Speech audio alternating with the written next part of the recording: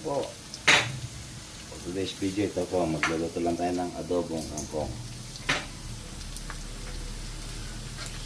Dahil medyo pumupula na yung manok natin, hindi natin unahin yung ating bawang. Yan.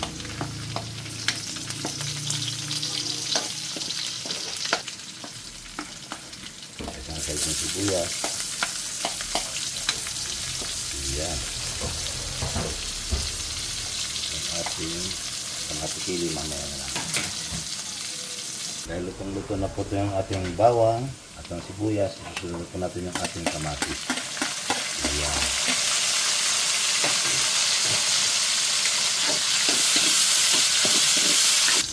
So ayan po, dapang-dapa na po yung ating kamatis.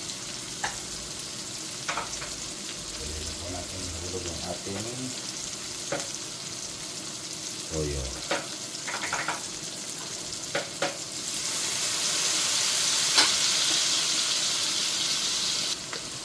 Mag-add-on tayo ng konting Maggi sabor.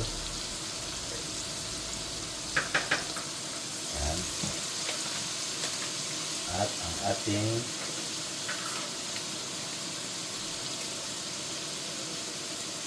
vinegar. At din po tayo ng konting ajitaktak. Yan. Unahin na po natin ilagay yung tangkay ng ating kangkong.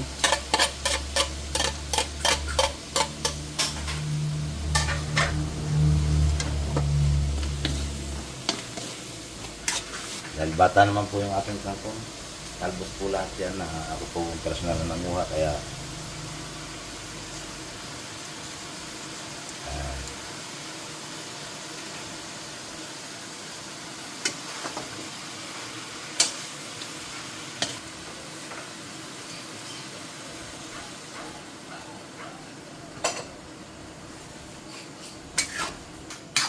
o ayan na po at luto na po ang ating adobong kangkong. Ayan lang po. Have a nice lang sa ating lahat at maraming salamat po.